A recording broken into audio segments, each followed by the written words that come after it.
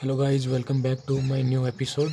तो आज के इस सेशन के अंदर कल हमने हिस्ट्री की कुछ क्वेश्चनों के बारे में चर्चा की थी और आज उससे आगे कुछ क्वेश्चन के और चर्चा करते हैं। अगर आप सीईटी की अभी आने वाले एग्ज़ाम के लिए तैयारी कर रहे हैं तो ये वीडियो आपके लिए सबसे हेल्पफुल रहने वाली है। तो चलो शुरू करते हैं। तो सबसे पहला क्वेश्चन है कि राजस्थान इतिहास का जनक। तो ये तो आपको पता है कि कर्नल जेम्स टोड को बोला जाता है राजस्थान इतिहास का जनक।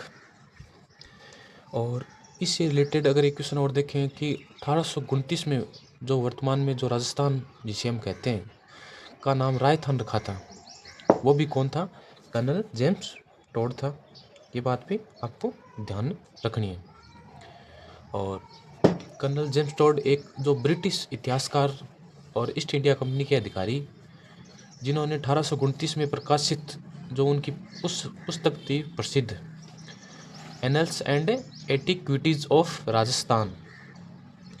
कौन सी थी? Annuls and antiquities of Rajasthan में इस क्षेत्र के स्थानीय रूप में राजाओं के निवास के लिए प्रयुक्त होता था। और एक बात इसमें आपको ध्यान रखनी है कि जो जॉर्ज थॉमस थे, उन्होंने 1800 ईस्वी में इस क्षेत्र के लिए राजपूताना शब्द का प्रयोग किया था। और राजस्थान के इतिहास में जो राजस्थान के इतिहास का जो पिता कहते हैं वो भी इन्हें कहते हैं।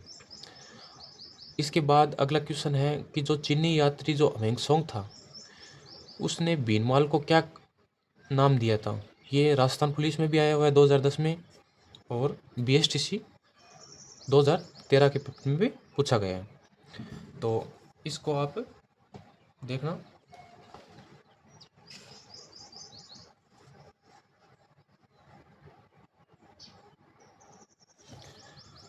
तो इसमें पहला ऑप्शन है सोल मिलो, सेकंड ऑप्शन है कोल मिलो और थर्ड ऑप्शन है पोलो मिलो। तो इसमें आपको ध्यान रखना है पोलो मिलो। पोलो मिलो क्यों ध्यान रखना है? क्योंकि भीनमाल का जो उल्लेख है वो पोलो मिलो नाम से किया गया था, जिसे पोलो मिलो भी कहा जाता है। और जो भीनमाल गुर्जर पटियार साम्राज्य की राजधानी और एक महत्वपूर्ण बौद्धिक तथा व्यापारिक ये केंद्र भी है। और चीनी यात्री जो ह्वेंगसांग था, उसने 7वीं शताब्दी यानी लगभग 641 ईस्वी में राजस्थान के भीनमाल की यात्रा की थी। इसके बाद हम पढ़ेंगे 10 नंबर क्वेश्चन। उसमें दिया हुआ है कि सनत परवाना भैया किससे संबंधित है? तो ये हमारा संबंधित है आमेर राज्य से, जोधपुर राज्य से, कोटा राज्य से, बीकानेर राज्य से। तो कमेंट में बताइए ये किससे संबंधित है। तो ये है जोधपुर राज्य से, क्योंकि जो मारवाड़ की जोधपुर रियासत है उसमें बहुत महत्वपूर्ण ऐतिहासिक अभिलेख हैं। इन भैयों में जोधपुर द्वारा महाराजाओं द्वारा जारी किए गए विभिन्न आदेश, जैसे जमीनों के पट्टों और संदों का जो लेखा जोखा है वो इसमें रखा गया है। इसके बाद में आगे देखें तो इसके जो इतिहास का अध्ययन करने के लिए एक अमूल्य और प्रामाणिक स्रोत है। इसमें भूमि अनुदान, नियुक्तियों और अन्य शासकीय निर्देशों का विवरण मिलता है। तो इसके आगे हम पढ़ेंगे 11 नंबर क्वेश्चन। इसमें पूछा है कि इनमें से कौन सी बही श्रृंखला मारवाड़ रियासत से संबंधित है? तो इसमें पहला ऑप्शन है हकीकत बही, ओहदा बही और खरीता बही, या ये सारे। तो मैं बता दूं आपको, जो बही श्रृंखला जो मारवाड़ रियासत है वो हकीकत बही से भी संबंधित है, ओहदा बही से भी और खरीता बही से भी संबंधित है। ये तीनों से संबंधित है। तो इसके बाद हम आगे बात करेंगे जो हमारी जो ब्रिटिश कालीन अजमेर के कमिश्नर कार्यालयों का जो रिकॉर्ड प्रारंभ हुआ था वो कब हुआ था? तो वो हुआ था 1818 में। दौलत राव सिंधिया ने अजमेर मेरवाड़ा का जो क्षेत्र है वो अंग्रेज़ों को सौंप दिया था। इसके बाद अंग्रेज़ों ने यहाँ पे सीधा शासन स्थापित किया और कमिश्नर कार्यालय की स्थापना की थी। और आधिकारिक रिकॉर्ड्स के अनुसार जो शुरुआती में 1818 से हुई है। इसके बाद अगला क्वेश्चन पढ़ेंगे हम, जो क्वेश्चन है हमारा 13 नंबर क्वेश्चन है, उसको हम पढ़ेंगे। और जो राष्ट्रीय अभिलेखागार है में राजस्थान के जनजातीय आंदोलन से संबंधित रिकॉर्ड कहाँ पे उपलब्ध है? तो ये आपको बता दूं मैं, फॉरेन एंड पॉलिटिकल डिपार्टमेंट जो फाइल है उसमें रिक्रूट है, ये उसमें जमा, उनमें इनका सारा रिकॉर्ड है।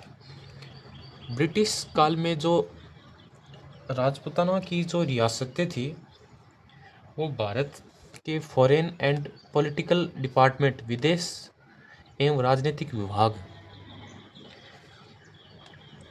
के अधीन थी। राजस्थान में होने वाली सभी जनजातीय आंदोलन, जैसे हम देखें तो भील, मीणा जो विद्रोह था, कानून व्यवस्था और राजनीतिक स्थिरता से जितने भी जुड़े हुए जो हमारे मुद्दे थे, उन मुद्दों को, आंदोलन से संबंधित जितने भी पत्रकारिता रिपोर्ट थी, सरकारी कार्यवाही थी, इसी विभाग की फाइलों में दर्ज की जाती थी। और जो इनका शोध था, शोध के लिए प्राथमिक स्रोत माना जाता था। इससे आगे क्वेश्चन है 14 नंबर, और 14 नंबर में हम देखेंगे कि वह कौन सा निजी संग्रह है जो अब राजस्थान अभिलेखागार में रखा है और जो देशी राज्यों में अधिकारी वर्ग की स्थिति पर प्रकाश डालता है। ऐसा कौन सा है? तो उसके लिए हम देखेंगे जो पोर्टदार संग्रह के नाम से है, या भैया संग्रह के नाम से है, या वैद संग्रह के नाम से, या पट्टा संग्रह के नाम से। तो वो है हमारा जो भैया संग्रह के नाम से है। ये जयपुर रियासत का एक अत्यंत महत्वपूर्ण जो निजी होता है वो संग्रह है, जो हमने देखा है। इसके बाद में जो जयपुर के भैया परिवार का था ये, और एक इसमें देखें तो टोजी और सियाह हजूरी जैसे दस्तावेज शामिल थे। और इस रियासत में अधिकारी वर्ग जैसे कि मनसबदारों, जागीरदारों की नियुक्ति, वेतन और स्थिति पर विस्तृत प्रकाश डालने के लिए की जाती थी। अगला क्वेश्चन देखते हैं।